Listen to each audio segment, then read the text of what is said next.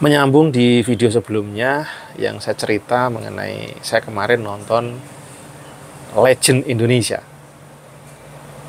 Iwan Fals yang sedang diwawancara oleh Putri Tanjung. Saya bilang, wih, si Putri Tanjung itu karena kepintaran berbicaranya gitu ya, masih muda. Saya bilang, wih, luwes, cakep gitu ya, keren. Tapi dia tidak menampakkan sebagai seorang konglomerasi gitu, orang yang ya anak yang konglomerat masih bisa menurut aku membumi, tapi tetap masih dalam level oke, bagus, smart gitu ya. Terus yang lebih saya atensi lagi omongannya Iwan Fals, cita-citanya terkait ini apa sih gitu di usia yang sudah 62 tahun. Terus apa yang jadi cita-citanya?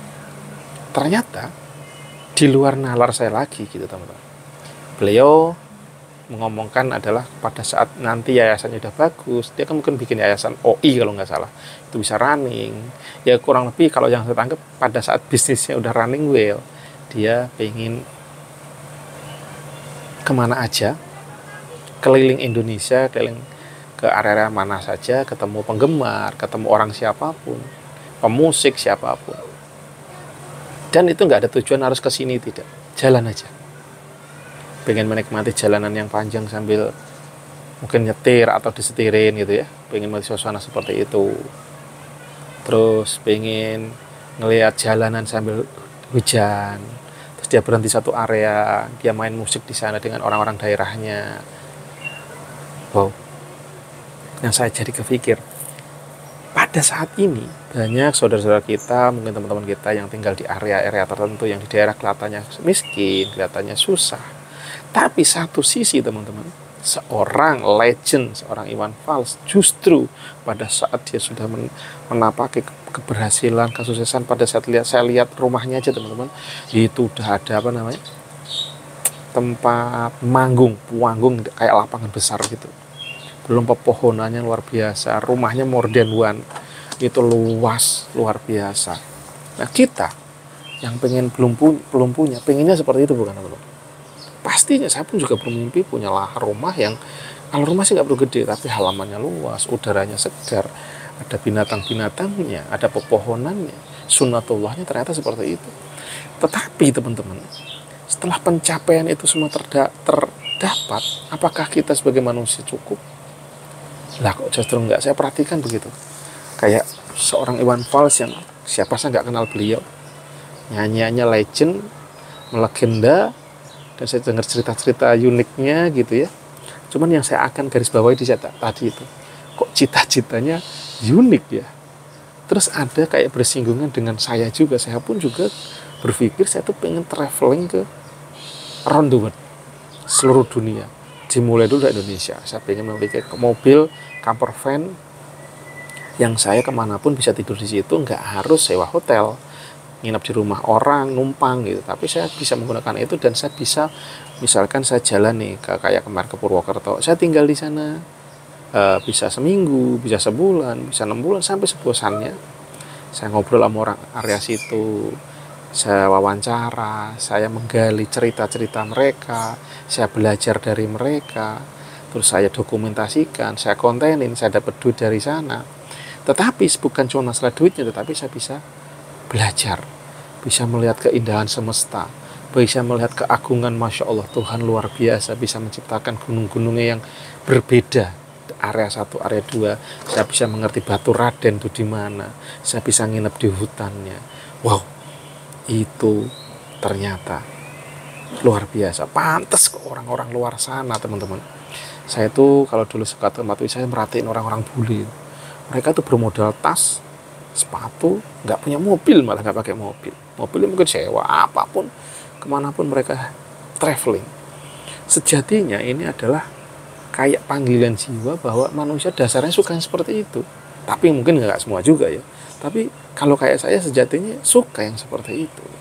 Terus kenapa saya mau terjebak dalam lingkungan yang ya udah rumah kerja kantor, padahal bekerja itu bisa menghasilkan rezeki, itu tidak cuma harus bekerja seperti itu.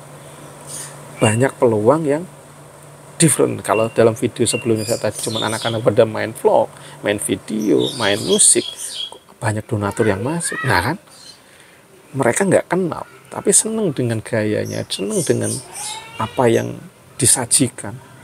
Duit ngalir di luar nalar, naik pesawat, jalan-jalan dimodalin, di luar nalar. Mereka nggak minta, enggak, karena yang nonton seneng gitu.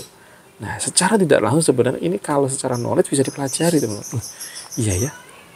Ya kayak saya ini juga ngobrol gini masih jauh lah dari menarik, tapi nggak masalah, saya sampaikan aja yang ada di benak saya, yang ada ini ya. Insya Allah pasti someday akan ada impact.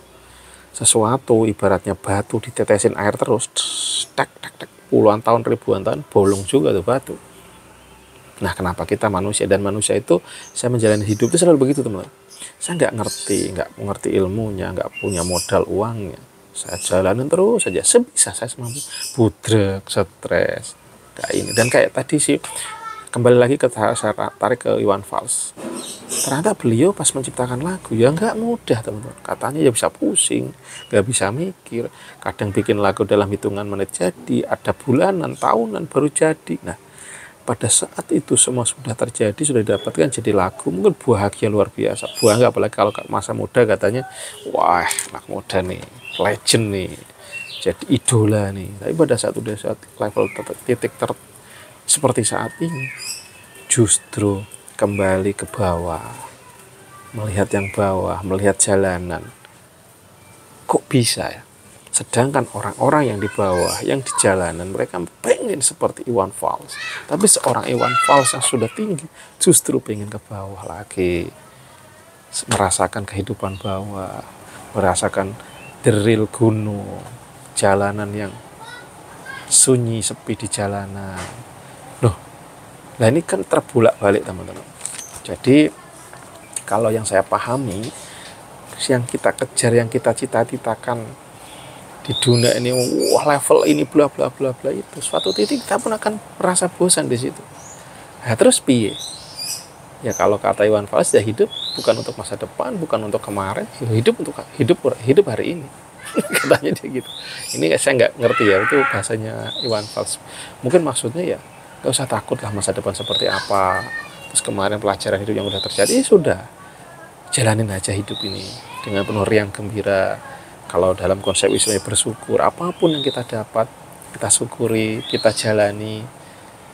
Alhamdulillah, ya Allah, damai. Terus apa yang kira-kira kayak tadi, kayak bayang-bayang itu, saya benar-benar pengen loh ini, kayak traveling ke keliling dunia, terus saya kontenin. Ya pasti kan saya perlu source money ya, dari konten itu bisa menjadi duit, atau jadi sumber bisnis lain lagi gitu. Selain, itu luar biasa. Saat ini bisa terjadi seperti itu. Yang terbaru lagi ada siapa tuh yang suka sepedaan, sekarang lagi OTW ke Mekah. Wow, sebenarnya dicari apa sih kayak gitu? Ya tadi kan, bahwa kalau kita stuck, kalau kita diem, kita tuh bosen. Tapi pada saat kita bergulir, bergerak sesuai kemampuan kita, terus kita sudah berani, wow, itu happy guys.